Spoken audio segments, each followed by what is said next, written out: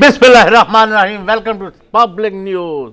दो टोक में सईद काजी और गुलाम हुसैन हाजिर हैं। अस्सलाम वालेकुम जी काजी साहब। जी चौधरी साहब, बड़ी दिलचस्प खबरें नाज़रीन आज मगर हम बात करेंगे। बार बार एक ही बात की जा रही है, 18वीं तरमीम को हम हाथ नहीं लगाने देंगे। ये 18वीं तरमीम है, ये बोल्शेविक रेवोल्यूशन था, ये फ्रेंच रेवोल्यूशन था। ये कौन सी क़यामत की तब्दीलियां आई 18वीं तरमीम पास होने के बाद? हम ये अर्ज करेंगे कि ये क्यों पास करवाई गई थी। बहुत काइयां हैं जनाब किबला आसिफ अली जरदारी साहब, उनको इल्म था कि पार्टी सिमट जाएगी सिर्फ सूबे में, और सूबे में जो है इस तरमीम के बाद ज्यादातर वसाइल वहां रहेंगे। तो ये सारा खेल था। तो ये क्या है, हम 18वीं तरमीम खत्म नहीं हो, और लड़ाई इस बात की है कि ये अकाउंट आपके हैं बेनामी या नहीं है, मगर हम 18वीं तरमीम। इस पे देखेंगे ये क्या वारदात है।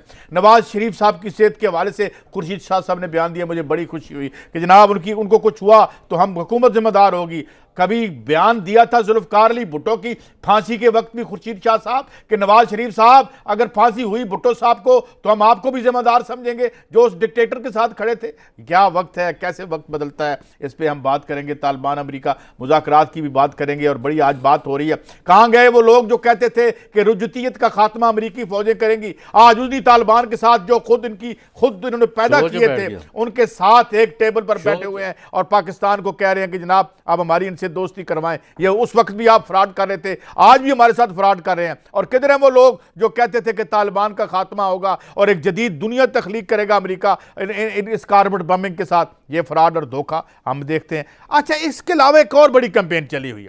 बुज़दार साहब काम नहीं करते, बुज़दार साहब बड़े नालायक हैं, ट्रेंड नहीं है। और शहबाज शरीफ साहब ट्रेंड थे।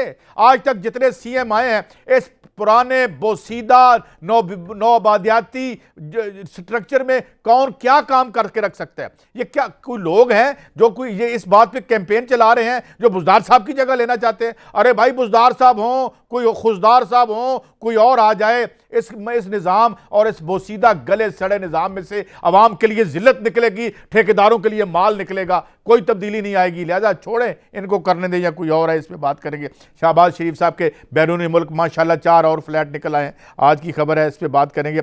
इसके बाद नाज़रीन बात करेंगे बैंक में एक डकैती हुई है, बड़ी मीनिंगफुल है, नहीं होनी चाहिए, बड़ी गलत, मगर 12,000 का बंदा आपने खड़ा किया हुआ है। उस 12 में से उसको कितने मिलते हैं? 7 में से 7 दिन नौकरी करता है, और जिस दिन उसने छुट्टी करनी होती है उसका साथी जो है वो उस दिन डबल नौकरी करता है। तो ये फिर ये डकैतियां नहीं करेंगे तो क्या करेंगे, इस पर बात करेंगे। इसके साथ एक और बड़ा ड्रामा किया जा रहा है, मजीद सूबे बना दिए जाएं, ये कर दिया जाए। और भाई, इस मुल्क के अवाम की दौलत आप अवाम से शेयर नहीं करना चाहते, इसके 269 सूबे बना दें या इसका एक सूबा बना दें। अगर इन 2, 4, 500 खानदानों ने इस मुल्क की दौलत की लूट मार करनी है तो सूबे बनाए ना बनाए, ट्रक की बत्ती के पीछे लगाया हुआ है। बुज़दार साहब चले जाएंगे तो ठीक हो जाएगा, आ जाएंगे तो ठीक हो जाएगा, इस डूबते हुए निज़ाम की। और इसके बाद और जो जरदारी साहब जो कह रहे हैं कि जनाब मेरे सारे जो केसेस हैं वो सिंध में लेके आए, इस पे देखेंगे। मगर आपकी सबसे बड़ी लड़ाई तो, और अभी मैं एक और बात सुन रहा था, ये जो मोहतरमा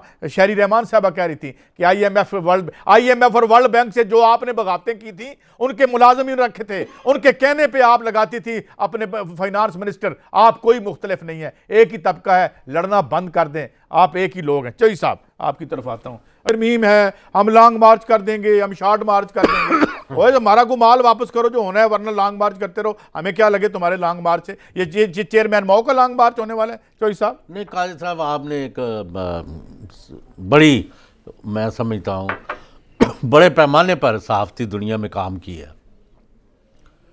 मुझे ये बताएं कि जब कोई बेसिकली मुल्क में कोई ख़राबी नहीं है, इमरान खान की गवर्नमेंट ने कोई जो पैदा की हो, मतलब हम, मेरे नज़दीक, मैं गलत हो सकता, मैं लोगों को भी दावत देता हूँ कि वो हमारी रहनुमाई करें, लेकिन आज मैंने 2-4 जो शोज़ देखे और लोगों से रोज़ बात होती है कि जी वो नाकाम है, वो रह गए हैं, वो ये हो गया है।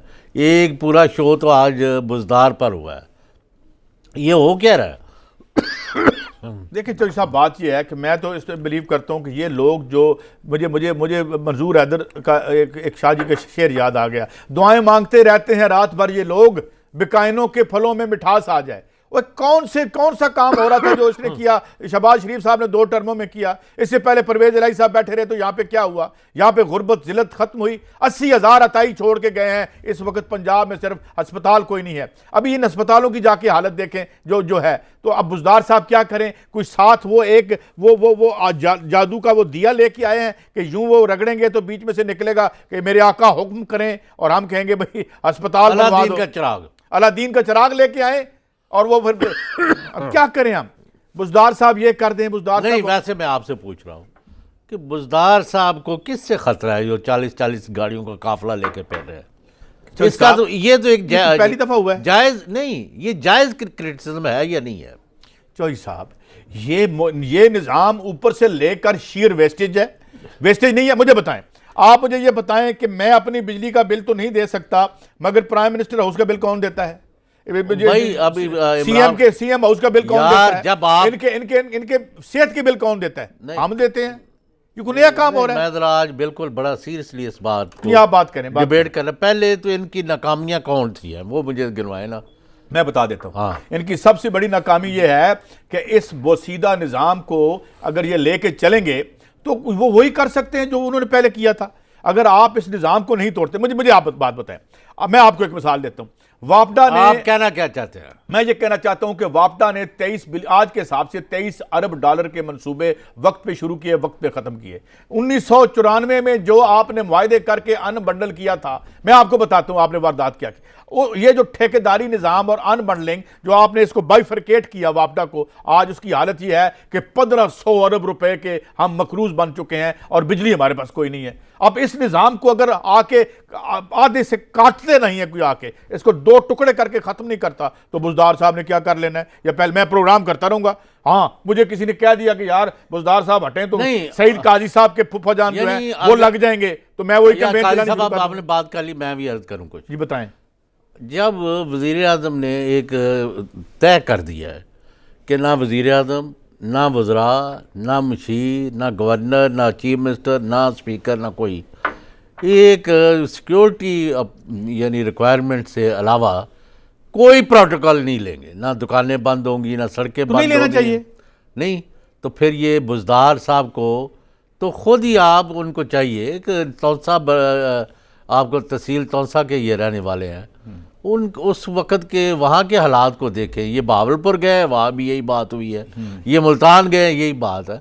सर, लोगों को ये हजम नहीं होता। मुझे एक सवाल का आप जवाब दे दें। नवाज शरीफ साहब तो 200 गाड़ियाँ लेके फिरते थे ना, उनको उनकी रूटीन थी, उनके हमायती भी उस तरह के थे। जब इमरान खान साहब ने एक बड़े स्टैंडर्ड जो है ना, हाँ वो क्या कह रहे हैं, खान साहब ने क्या कहा, तो खान साहब को ना माफ करना, इमरान खान को चाहिए ये बुज़दार से आज इसी बुनियाद पर इस्तीफा ले लें कि जहां उन्होंने इनकी तारीफें की है। पहले तो मुझे आज तक ये समझ नहीं लगी काजी साहब, ये वजीर आजम का क्या काम है कि वज़राए आला या वजीरों की तारीफें करते फिरे? और उनका काम है, आपने आज ये बदला इनवानी खत्म की है कि नहीं की? लूटमार बंद हुई है कि नहीं हुई? साहिवाल में क्या हुआ है? फलाने थाने में लोगों को क्यों उल्टा लटकाया है?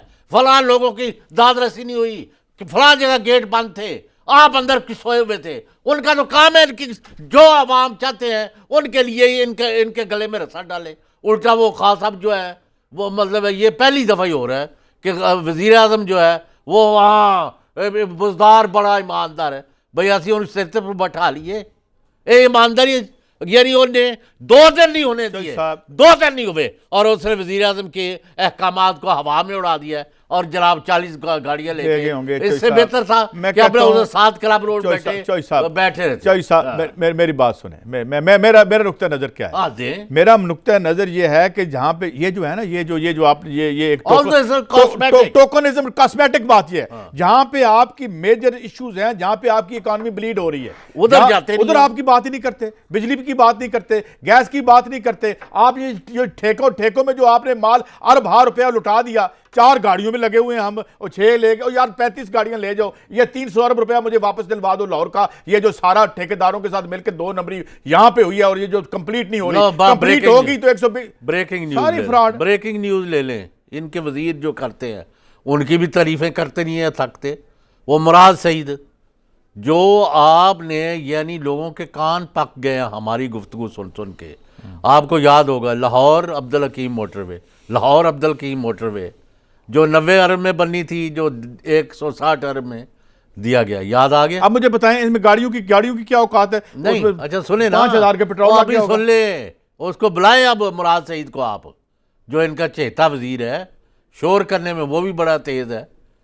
लिसन पर्सनल, ना बुजदार से हमने कोई लेना है ना उनसे। उन्होंने एक बयान दिया है कि हम इंक्वायरी करके जो है केस वो नैब को दे रहे हैं, तो वो रेफरेंस बनाएगी। और भाई तुमने इंक्वायरी किससे कराई है? वो शख्स, वो कंपनी जिसको 900 अरब के ठेके दिए गए नवाज और शहबाज शरीफ ने, और हिस्सेदार थे। मैं ये कह रहा हूँ, चैलेंज करता हूँ, यासर इकबाल, ये ख्वाजा आसफ, ये फलाना फलाना के आए और बताएं कि आया ये जेड वाले कंपनी वाले जो थे, मैं पूरा नाम कसद नहीं ले रहा, ये इनके ठेकेदारी में हिस्सेदार थे कि नहीं? तो वैसे ठेके मिल जाते हैं वैसे मुफ्त में? कौन दे रहा है मुफ्त में? 100 अरब ऊपर डाल दिया तुमने, तो ये कह रहे जी हमने इंक्वायरी।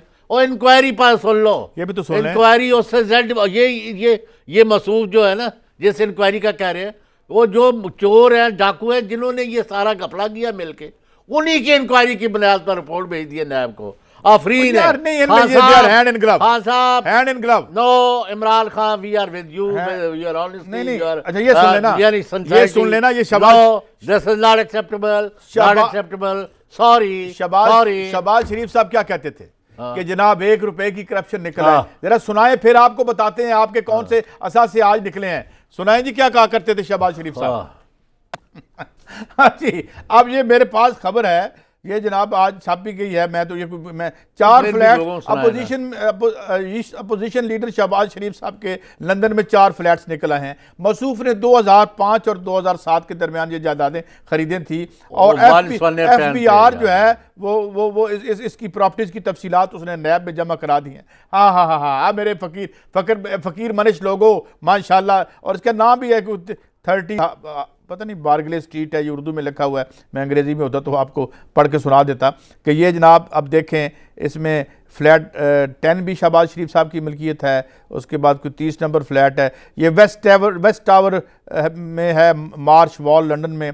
और फ्लैट 409 शहबाज शरीफ साहब की मिल्कियत है। ये कहाँ से निकले हैं? ये हमारी इस मेट्रो से निकले हैं। सवाल तो पूछ सकते हैं ना हम, ये किस में से निकले हैं? मेट्रो से निकाले हैं, कहां से निकाले हैं? पहले इनके साहबजादे जो है ना, कमाऊ पुत्र सुलेमान शहबाज साहब, उनका देख लो कि क्या कहते रहे। सुनाएं जी। हाँ जी, क्या करें फिर इसका?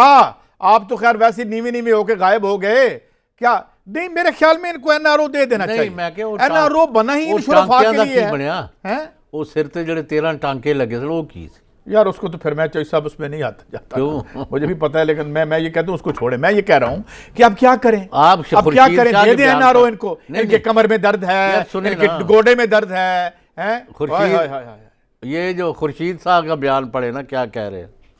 हाँ, खुर्शीद कुछ हुआ तो जिम्मेदार होगी। क्या माशाल्लाह बात है, नवाज शरीफ कुछ हुआ तो हुकूमत जिम्मेदार होगी। बल्कि मैं तो ये कहता हूं कि जुल्फकार अली भुट्टो को कुछ हुआ तो बाद में फिर इधर भी कुछ हुआ ना, उन्हीं का दिया तो है सारा, उसी की वजह से तो फिर ये बिजनेस एम्पायर बनी। क्या बना जुल्फकार अली भुट्टो की लेगेसी का, उसकी इतनी बड़ी कुर्बानी का, जिसमें आखिरी दफा जाके जब एक ब्यूरोक्रेट ने जुल्फकार अली भुट्टो को कहा कि ये माफी मांग लो जिया उल हक से, तो उसने कहा तुम मुझे मेरी शहादत के बाद जलील करना चाहते हो, बताना चाहते हो कि जुल्फकार अली भुट्टो ने माफी मांगी थी। ये उसकी लेगेसी है और आप उसके मानने वाले हो। उनको मरवाने में तो ये पेश थे, जिया उल हक साहब के साथ खड़े थे जब जुल्फकार अली भुट्टो शहीद को फांसी हो रही थी। ये तो चौधरी साहब भी इसके गवाह हैं। सबसे पहले खबर चौधरी साहब ने ब्रेक की थी पूरे इस ग्लोब पे, ये जो जुल्फकार अली भुट्टो की खबर थी। नहीं, पर वो कौन लोग हैं यार, अपनी शनाख्त तो बताया हमें। जरदारी साहब का तो देख ले, क्या उन्होंने कल क्या इरशादात फरमाया क्या, और नैब का पूरे मुल्क में यार ये क्या है, उधर इनको धमकियां देते रहे सबको, FIA और JIT को प्रोटेक्शन ही दे रहे थे, उनको गवाह पेश नहीं कर रहे थे। बात यह है कि हम तो आपसे ये पूछते हैं कि उस सूबे में आप बैठे हुए हैं, आपके पास लॉ एनफोर्समेंट है, एंटी करप्शन है, क्या आप अभी तक पता नहीं करवा सके और पता करवा के जो फेडरल गवर्नमेंट को नहीं बता सके कि ये अकाउंट कौन जाली खुलवाता रहा? यार आपकी वहां पे रिट है, 18वीं तरमीम के बाद आप सब कुछ हैं, आपके पास जो है वो एक जितनी खुद मुख्तारी अब आपके पास है वो तो कभी भी नहीं थी। तो अब आप बताते हैं कि ये जाली अकाउंट कौन खुलवा के करता रहा आपके सूबे में, हम ये सक्खर में भी निकल आए हैं। ये बेनामी जायदादों का क्या बना, आपने अभी तक हमें पता नहीं करवा के दिया 1900 अरब रुपए की जमीन कैसे मिल गई बैरिया टाउन को। चले कुछ तो पता करा हम ये देखेंगे कि इनकी गिरफ्तारियां कब होनी है और ये अमीर किस तरह हो गए, और अब जरदारी साहब और बिलावल साहब जो है उनको क्या इस वक्त ख़ास मरोड़ उठ रहा है जो रोज़ हमले कर रहे हैं, और एक बड़ा तवातर से प्रोपेगेंडा लॉन्च कराया हुआ है, गवर्नमेंट गई के गई, गई के गई, गई के गई, और उनका वो कहीं नहीं जा रहे, तुम जेलों में जा रहे। लेकिन ये डिस्कस करेंगे आफ्टर ए शॉर्ट ब्रेक।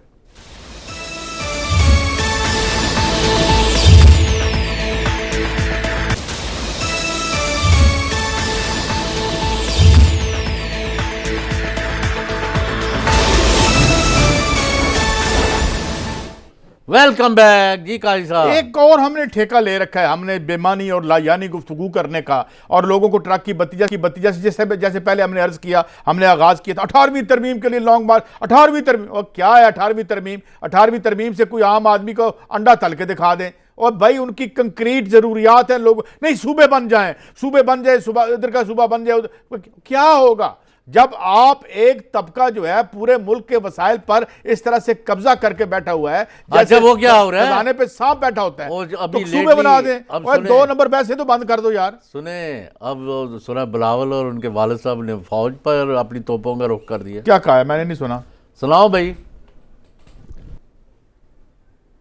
जी।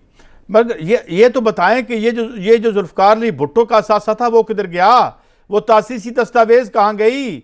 वो जो मंशूर लिखा था लाहौर में बैठ के जुल्फकार अली भुट्टो ने, और उसका सौदा किसने किया? उसको किसने नीलाम किया? वो किधर? वो जो आज मैं पढ़ के सुनाऊं यहाँ पे कि यहाँ इस मुल्क में जो है एक मुनसिफाना समाज नहीं बन सकता जब तक तबकात मौजूद हैं, और इन तबकात को ख़त्म करने के लिए हमें ये निज़ाम ख़त्म करना पड़ेगा। ये बाकायदा हिस्सा है उस मंशूर का। उस मंशूर के साथ आपने क्या किया? 94 में यहाँ कौन लेके आया इन गोरे ठेकेदारों को जिन्होंने यहाँ आके बिजली के नाम पे पाकिस्तान को, रियासत को खोखला कर दिया? तो किस किस को हम कहें, किस किस का रोना रहे यार? ये बिलावल को जेब देता है कि इमरान खान के मरे हुए वालिद के ऊपर हमले करे। मैं वो एक शरीफ इंसान था, अपनी उन्होंने मेहनत से अपनी जगह बनाई, इंजीनियर थे बेसिकली, मैं उनको मिलता रहूं। मेरे ख्याल में ये आज तक जब भी, और अपने बाप का जुल्फकार यानी पाकिस्तानी को गए दुबई में, मैं किसी का नाम नहीं लेना चाहता, उनका कोई मिला न्यूजीलैंड का आदमी, ये कोई फॉरेनर, को फ्रेंच, कोई दूसरा, उनका from which country are you? उनका from Pakistan. O you have a thief as head. ये हमारी पहचान बन गई हुई थी, तो लोगों का हमले कर दे। और यहाँ सिंध में क्या हुआ है, यानी ज़रा और सुन ले ज़रा, नहीं अशवानी ने भी कुछ कहा है, वो भी ज़रा देख ले। हाँ, अशवानी साहब का भी सुनवा दें। सदरुद्दीन अशवानी जो है जी, अब ये अशवानी साहब फरमा रहे हैं एक बहुत बड़े बिजनेसमैन है ये भाई, ये इनसे पूछें ये क्या कह रहे हैं। और दूसरी बात ये है कि जो जरदारी साहब ने अभी बात की, ओमनी ग्रुप क्या है? ओमनी ग्रुप को अगर आपने सब्सिडीज में मोटा माल उनको दे रहे हैं तो वो फिर मुराद अली शाह साहब से पूछ लेते हैं, ये पढ़े जो आपके बनाए हुए हैं। ये देखें ये क्या है। ग्रुप के सरबराह अनवर मजीद के कारोबार 202 में पहली शुगर मिल लगाते हैं, उसके बाद 2018 में 16 शुगर मिलें हो जाती हैं। और ये याद रहे कि ये दोनों इन्हीं के दौर की बातें हैं। और अनवर मजीद साहब के कारोबार 19 पावर जनरेशन मनसूबे हैं और 96 कंपनियां बन जाती हैं। और भाई पाकिस्तान का बेड़ा गर्क हो गया, ये कंपनी आगे जा रही हैं। 2006 में 25 लाख का कर्जा लेने के लिए नेशनल बैंक गए थे, मगर आज जो है ये कैसे हो गया? वो एक बिजनेसमैन है, आपकी औकली झील है, वही क्यों आगे बढ़ रहे हैं? उसके बाद कारोबारी साख ऐसी थी कि सिफारिशों के बावजूद उनको कर्जा नहीं मिलता था। आज 50 आप सीधी बात करें, लिया हुआ अब इन लोगों को पकड़ना है और इनको मंथकी अंजाम पर, और मुझे आपको पकड़ना है जिन्होंने कुछ नहीं किया। हमने क्या किया? इनको कौन पकड़ेगा, इतने माल वाले को? आगे चलें जी। ओमनी ग्रुप के सरबराह बातों का क्या फायदा? 2002 पल्ले ना था देला, यानी पल्ले कुछ नहीं था। जब ये पीटीआई वाले हुकूमत में नहीं आए थे, कहते थे जी हमने पहले हफ्ते में 100 बंदा पकड़ना है, फिर 500 पकड़ना है, फिर इतने पकड़ने हैं, एक चिड़ी का बच्चा तो इन्होंने पकड़ा नहीं है। ये किस किस्म की हुकूमत है? और वो डींगे मार रहे हैं और इनको गालियां दे रहे हैं, talk show after talk show कि जी इमरान खान, शहबाज और जरदारी साहब असम्बली का माहौल ठीक करने के लिए एक कमेटी में बैठेंगे। अब क्या बात है, माशाल्लाह। अब एक कमेटी में बैठेंगे। इस कमेटी में इमरान खान साहब, मेरी एक दरखास्त है, उनसे पूछ लीजिएगा। एक बहुत बड़े अखबार में 4 फ्लैटों की जो खबर छपी है, इस बारे में भी उनसे पूछ लीजिएगा जाके, तरले और दे दे माफिया इनको जिनसे मांग रहे हैं माफिया। क्या हाँ। यार सईद काजी साहब, मेरा पैगाम जो है ना इमरान खान साहब पहुँचा दें उन तक, उनका 10 बजता हाथ जोड़ के माफ़ी दे दें। अगर आपने इन लोगों के साथ ही बैठना है ना, बेहतर आप घर बैठ जाए। तो सब यहाँ यही होता रहा है, यहाँ क्या बात है, यहाँ लड़ाई असल क्या चल रही है? छोड़ो, मैं अपने एहसासों की बचाओ की लड़ाई है। इसलिए इनकी हमायत नहीं की। मैं तो यही कह रहा हूँ ना यहाँ। और मैं ये भी कहूँगा, अगर किसी के खिलाफ कोई केस नहीं है, उसने लूट मार नहीं की, उसके खिलाफ इंतकामी कार्रवाई ना करें जी, ये नहीं होना चाहिए कि नहीं। जरा शेख रशीद साहब की भी गुफ्तगू सुनवा दे। क्या शेख साहब, परवेज रशीद साहब की टोन भी बदली हुई है, जरा देखें। नहीं तो चले, उनका तो कोई पर्दा था तो आज उतर गया। ओए आपका तो पर्दा ही कोई नहीं था। ओए आप तो आए फौजी, उन फौजी बूटों पे आए जो सबसे खौफनाक मार्शल लॉ था, जब यहां पर साफियों को कोड़े मारे गए, जहां पर लोगों को फांसियां दी गई। आप तो उनके साथ, आपका क्या पर्दा है? आज मुझे ये बताएं ना, अपना बताएं पहले। और 2013 का इलेक्शन आपको किसने जितवाया था, ये भी बता दें। फौज के खिलाफ साजिश करने के इल्जाम में परवेज रशीद वजारत से बरतरफ हुए, याद है कि नहीं? मरियम से ओहदे छीने गए प्राइम मिनिस्टर हाउस में जी। और बाकी भी मैं तफसील में नहीं जाना चाहता। वहाँ जो राजा इंदर बने हुए थे बहुत सारे लोग, और वहाँ जो हो रहा था वो, मैं क्या नाम था गवर्नर पंजाब का, कौन था वाला वो जिसने इनको नवाज शरीफ साहब को लेके आए थे, जो रजवाना, जनरल साहब, हाँ जनरल जिलानी के जो है, जिन्होंने बैरे की पग किसके सर पे रखती थी पंजाब। ये था आपका गवर्नर हाउस, ये पंजाब की पग आपके सर पे रख रहा हूँ। आपका तो पर्दा ही कोई नहीं है, उनका पर्दा भी कोई नहीं है, आपका भी कोई नहीं है। ये कह रहे थे ना पर्दा कोई नहीं उनका, इसका क्या मखदूम शाह की वाकया थी वो। अच्छा रहने दें आप। नहीं बताया। चले कोई नहीं, वो जब शिकार करने जाते थे वो, चले भाई कोई हाल नहीं है। इमरान खान जो है, इनको इसलिए इनके मरोड़ उठ रहे हैं कि वो इनके रंग में नहीं रंगा हुआ, वो लूट मार नहीं कर रहा, ना वो करने देगा, वो यानी नाकाम हो नहीं सकता। लेकिन उनके इर्द गिर्द जो ऐसे बंदे बैठ गए हैं जो सब अच्छा किया। मगर आपने हमारे साथ ये क्यों ज्यादती की कि हम करोड़ों रुपए पे टीवी का चेयरमैन ही नहीं लगा सकते? आपने हमारे सारे हकूक और इस्तेहकाक वापस ले लिए। चौधरी साहब, ये क्या कर रहे हैं आप हमारे साथ?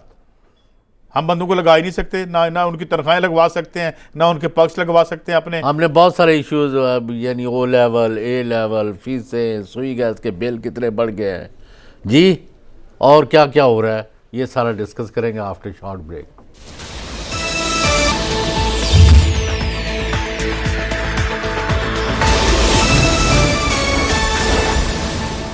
वेलकम बैक जी काजी साहब। चौधरी साहब, एक खबर बड़ी है, मैं जो एक हाई क्लास, या जो जिसे आप वाइट कॉलर क्राइम कहते हैं, जिस समाज में वाइट कॉलर क्राइम बढ़ता है उससे गुर्बत बढ़ती है। जब उससे गुर्बत बढ़ती है तो फिर नीचे भी क्राइम चला जाए। जब नीचे रोज़गार की आपके पास जो है नहीं होती, सहूलत नहीं होती, या रोज़गार आपको इस तरह का मिलता है कि जिसमें आपके रोज़मर्रा के अखराजात पूरे नहीं हो सकते, इसको कोई मैं जस्टिफाई नहीं कर रहा। अभी चौधरी साहब हुआ क्या है? हम जुर्म को जस्टिफाई नहीं करते। अभी आप कराची डिफेंस में एक निजी बैंक में 65 लाख रुपए का डाका डाला है। किसने? बैंक गार्ड ने। अब बैंक गार्ड की जो तनख्वाह आमतौर पर है वो 12,000 रुपए है। यानी चौकीदार जो चोर बन गया, चौकीदार चोर बन गया, 12,000 रुपए उसे तनख्वाह देते हैं। और मैंने कई जगह देखा है कि जितना खौफनाक इस्तेसाल ये सिक्योरिटी कंपनी अपने इन लोगों का करती हैं कि 2 लाख रुपए की उसको 1.5 लाख रुपए की गन दे रखी है आपने, नहीं, और पैसे नहीं दे रहे उसको जिंदगी ये उन्होंने 12,000 तो कंपनी ने लिया ना, उसको बेचारे को क्या दे रहे हैं? 6, 7, 8 हज़ार देते होंगे। मैं खुद चौधरी साहब, आप यकीन करेंगे, मैं आपको हल्फन बता रहा हूं कि मैं एक जगह खड़ा हूं तो एक चौकीदार इसी तरह का गार्ड, नीली उसने वर्दी पहनी हुई, गन उसने हाथ में उठाई हुई और मेरे साइकिल पकड़ी हुई, तो मुझे आके कहता है कि जनाब आपको पता है, मुझे पैसे दे, मैंने खाना खाना। आपको पता है 2-2, 4-4, 5-5 हज़ार हमदा शबाज के फ्रंट मैनों ने बैंकों में रखवाए हुए हैं। क्या बातें करते हैं अब अच्छा, ये जुर्म जो है ये वाइट कॉलर क्राइम से जुड़ा हुआ है, क्योंकि नीचे आप लोगों को पे नहीं कर सकते, उनका इस्तेसाल करते हैं। वो बेचारे 12,000 में एक बंदा रोटी नहीं खा सकता, उसके बच्चे कैसे रोटी खाते होंगे? इसलिए ये आपको बुनियादी वजूहात रिमूव करनी पड़ती हैं। समाज में एक निस्बतन क्राइम फ्री समाज बनाने के लिए। मगर यहाँ क्या करें, यहाँ तो टॉप पे बैठे हुए $3.25 लाख का जो है वो कैपेसिटी पेमेंट पे ठेका दे देते हैं, $5 लाख का वो ठेका दे देते हैं रोजाना का, जो आज हम इसका पे कर रहे हैं। ये जो हमने सफेद हाथी पाला नहीं तो हुआ है आपको पता है शहबाज ना? शरीफ साहब, जिनके 4 फ्लैट आज और निकल आए हैं, ये जब ऊपर वारदातें करेंगे तो लोग नीचे क्या करेंगे। हाँ, मगर जो सलूक इनके साथ करते हो यही सलूक इन बड़े चोरों के साथ करो, लित्र लेके इस तरह गरीब आदमी, तो फिर ये सारे पैसे बाहर आ जाएंगे। काजी साहब, वहाँ मरी में या कहीं एक पंजाब के बैंकों के अंदर डाका पड़ा 15 करोड़ का, वही ये अफसरों ने जो या ये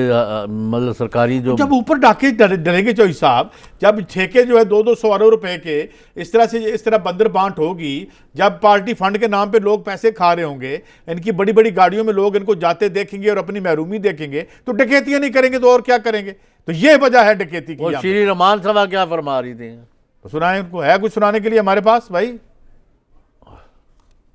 और 36 अरब का डेली पता नहीं क्या वो फरमा रही श्री रहमान, वही दिखाया उसका कि नहीं है। हाँ, नहीं उसका हमारे पास कुछ नहीं है, मगर नहीं शहरी है। रहमान साहब अभी फरमा रही थी। हाँ, अभी कुछ ये देर आया पहले ना, दिखाया। उनका हमने जवाब दिया था कि ये देखें, आवाज नहीं है, आपने आवाज नहीं है। इसकी बात ये है कि ये जो आपने अभी, अच्छा एक तो इस पे हमने बात करनी थी, दूसरी बात हमने ये करनी थी चौधरी साहब जाते जाते, ये जो तालिबान के साथ यार ये माशाल्लाह- 36 अरब कहाँ से ले रही है भाई डेली कर्जा। किसका शेरी रहमान ने ये कहा। वो कर्जा ले रहे हैं, बैंक नोट छापता है, क्या करें आप। माशाल्लाह जो छोड़ गए थे मैशत, थोड़ा ही काफी आपके नहीं है। पास तो अपनी पार्टी का वजीर खजाना नहीं मिलता था। आप जिन लोगों को आपने वजीर खजाना रखा हुआ था, उनका आपकी पार्टी से कुछ लेना देना था, या वो IMF और वर्ल्ड बैंक की चिट लेके आया करते थे। मोहतरमा शहरी रहमान साहब ये भी तो बता दें, एक वो तरीन साहब थे आपके रहे आपके दौर में, एक और साहब थे, भला सा नाम उनका मुझे भूल गया, एक तो सिटी बैंक के मुलाजम थे जिनको प्राइम मिनिस्टर भी बना दिया था हमने। नहीं तो वो भी तो ये पता है। जब जिन लोगों को गोरे सेठों के मुलाजमों को लगाएंगे तो ये भी वही करेंगे। काजी साहब याद है कि यूसुफ रजा गिलानी वजीर आज़म से जब पूछा गया कि जी 25% लोग जो मुल्क छोड़ना चाहते हैं, तो उन्होंने क्या बयान फरमाया था। उन्होंने कहा था चले जाएं, हाँ, वीजा लगवा दें इनको। सुन ले क्या फरमाया था उन्होंने। देखिए इस मुल्क में जो बंदा ये रवैया है। देखे जो बंदा किक बैक लेने की सलाहियत नहीं रखता, जिस बंदे के पास रिश्वत लेने के लिए मौके, जो बंदा मुश्ताक रईसानी नहीं है, जिसके घर से 65 करोड़ रुपया निकला था, जिसकी अरब रुपए की प्रॉपर्टी कराची, वो इस मुल्क को छोड़ के चला जाए, he is free to go. ये सिलसिला था, ये कल्चर हमने बनाया है यहाँ पे, इसको कौन नहीं खत्म तो करेगा? जो एंकर है उनका क्या असर हो गया, वो कहते ये क्या बातें कर रहे कि जी वो चले जाए ले। वो क्या कहे वो, कोई सेंसिबल आदमी इसका ये सवाल सुनने के बाद क्या जवाब देगा कि भाई आप चले जाएं, क्योंकि भाई 3.5 रहना वो था ना, वो जो है जागते रहना, तो वो कहते भाई आप निकल जाएं आप जाके करें, क्योंकि हमने आपके लिए यहाँ कुछ नहीं करना ना हम आपको कुछ कर सकते। अमेरिका क्या कर रहा है, वो ਤੁਹਾਡਾ ਉੱਥੇ वेनेजुएला के ਵਿੱਚ सोशलिज्म ਨੂੰ तबाह करना चाहता है। नहीं वो वेनेजुएला के खिलाफ एक बहुत बड़ी साजिश हो रही है और ट्रंप उसमें शामिल है, और लेकिन वहाँ मुल्क क्यूबा सपोर्ट कर रहा है वहाँ पे, उसके बाद एक्वाडोर के कुछ लोग सपोर्ट कर रहे हैं, राफेल क्रोयास को सपोर्ट कर रहा है, और ये जो बाकी वहाँ पे गमाश्ता हैं, अमरीकी गमाश्ता मुल्क हैं, वो उसकी मुखालफत कर रहे हैं, मगर उसमें लोग उनके साथ खड़े हैं। फौज में निकोलस मादुरो के साथ खड़ी है। उसने अभी तक तकरीबन 2 मिलियन घर बनाए हैं 3.5 करोड़ की आबादी में। निकोलस मादुरो और इससे पहले हुगो शेवज ने 20 लाख मकान बना के बांटे हैं, और इस 2019 में उसने 1 मिलियन घर और देना है। लिहाजा लड़ाई, और आखिरी बात जाते जाते कह दूं, अगर वहाँ उन्होंने फौजी लश्करकशी की तो मेरे ख्याल में लैटिन अमेरिका में इनकलाबात फूट पड़ेंगे, इसका बहुत खतरा मौजूद है, उनके लिए खतरा, और हम तो समझते ये होना चाहिए। इजाज़त, अल्लाह हाफिज़।